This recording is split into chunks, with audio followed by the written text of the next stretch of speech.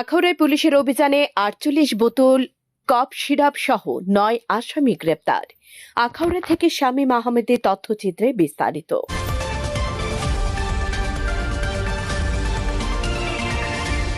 ব্রাহ্মণবাড়িয়ার আখাউড়া থানা পুলিশের মাদক বিরোধী অভিযানে ৪৮ বোতল কফ সিরাপ সহ ৯ জন আসামিকে গ্রেপ্তার করা হয়েছে।